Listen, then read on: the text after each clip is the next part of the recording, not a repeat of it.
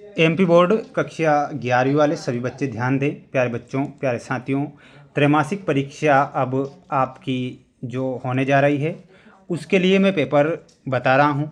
सभी साथीगण, सभी प्यारे विद्यार्थी इस क्वेश्चन पेपर को ध्यान से देखेंगे। मैं हिंदी विषय का पेपर सबसे पहले बता रहा हूँ, क्योंकि सबसे पहले जो पेपर होगा आपका हिंदी विषय का ही पेपर होगा, ये भी आपको ध्यान रखना है। सभी साथीगण, विद्यार्थीगण इस क्वेश्चन पेपर को पूरा ध्यान से देखेंगे और अच्छे से इन प्रश्नों को याद करेंगे, क्योंकि ये प्रश्न परीक्षा में आ रहे हैं। प्यारे विद्यार्थियों, जो बच्चे हमारे साथ आज नए जुड़े हैं तो चैनल को सब्सक्राइब आप जरूर करिएगा और अच्छे से इन क्वेश्चन को याद आप करिएगा, क्योंकि ये जो प्रश्न हैं आपकी परीक्षा में आएंगे और आपसे ये प्रश्न पूछे जाएंगे। ठीक है, तो बिल्कुल प्यारे विद्यार्थियों, ये पूरा का पूरा पेपर है जो आपको दिया जाएगा। क्वेश्चन आप देखिएगा आपकी स्क्रीन के सामने। सबसे पहले आपको मैं सही विकल्प वाले क्वेश्चन बता देता हूँ, क्योंकि ये जो प्रश्न हैं आपको परीक्षा में दिए जाएंगे।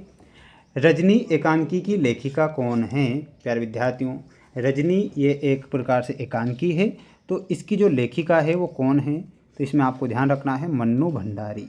ठीक है, मन्नू भंडारी रजनी एकांकी की लेखिका है, तो ये आपको ध्यान रखना है। नरसी जीरो मायरो किसकी रचना है? तो नरसी जीरो मायरो ये मीराबाई की रचना है, तो इसका करेक्ट आंसर क्या हो जाएगा? मीराबाई हो जाएगा, तो इसमें मीराबाई लिखना है। सभी बच्चों को अच्छे से पढ़ना जरूर है, क्योंकि पेपर तो आपका बनेगा यहीं से, और बिल्कुल प्यारे विद्यार्थियों पेपर बाहर आपका नहीं जाने दूंगा, ये मैं आपसे एक वादा करता हूँ। मियां नसीरुद्दीन थे, तो इसमें आपको लिखना है नानबाई। क्या लिखना है? नानबाई। वह लड़का गधा है में कैसी शब्द शक्ति है? तो वह लड़का गधा है, तो इसमें आपको बताना है लक्षणा शब्द शक्ति है, तो इसमें आपको ध्यान रखना है लक्षणा। भारतीय गायिकाओं में बेजोड़ लता मंगेशकर पाठ के लेखक कौन हैं?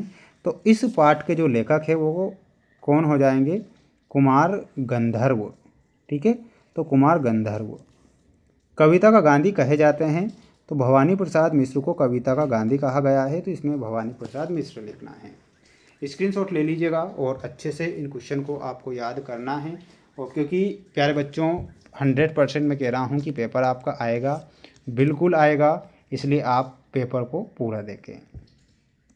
पंडित आलोपी दीन का पर अखंड विश्वास था, तो किस पर विश्वास था? तो इसमें आपका आंसर होगा लक्ष्मी पर। लक्ष्मी। चित्रपट संगीत की विशेषता है, तो यहाँ पर हो जाएगा चपलता। चपलता। रस के कितने अंग होते हैं? तो रस के 4 अंग होते हैं।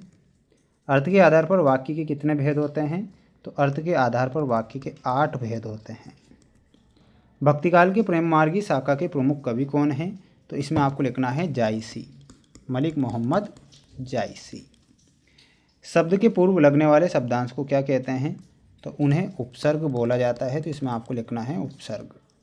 तो ये आपके रिक्त स्थान वाले क्वेश्चन भी कंप्लीट हो चुके हैं। सभी साथी अच्छे से स्क्रीनशॉट ले लें, और प्यारे बच्चों आपको इन्हें क्या कर लेना है? याद कर लेना है ना, क्योंकि पेपर तो आएगा आपका। अतः, तो अतः में मिलाना है जिसकी गहराई का अंदाज़ा ना हो सके उसे हम अतः कहते हैं। गलता लोहा, तो इसमें हो जाएगा आपका शेखर जोशी। निर्मला पुतुल में आपको मिलाना है आलो आंधारी। भरत मुनि में आपको मिलाना है नाट्यशास्त्र। समाचार पत्र में आपका सही आंसर क्या हो जाएगा? प्रिंट माध्यम। अमृत में आपका सही आंसर हो जाएगा, देखिएगा, पीयूष, है ना, अमृत का पर्यायवाची पीयूष होता है। और रामचरितमानस में आपको मिलाना है तुलसीदास जी से। ठीक है, तो ये आपकी जोड़ी कंप्लीट हो चुकी है। स्क्रीनशॉट ले लीजिए आप, और बिल्कुल आप सभी बच्चों को पढ़ना है और अच्छे से इन्हें याद जरूर करना है। इसके बाद में ये एक वाक्य में उत्तर लिखे वाले क्वेश्चन है, रस के कितने प्रकार होते हैं? तो माय डियर फ्रेंड्स, रस के कितने प्रकार होते हैं? 10 प्रकार होते हैं। रस के कितने अंग होते हैं? 4 अंग होते हैं। मीराबाई ने किसे अपना पति माना था? तो यहाँ पर आंसर क्या होगा? श्री कृष्ण को।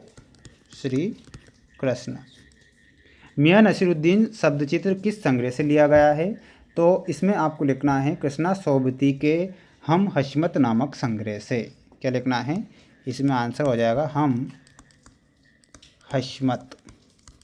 हम हशमत नामक संग्रह से। किस रस को रसराज कहा जाता है? तो यहाँ पर आपको लिखना है श्रृंगार रस को।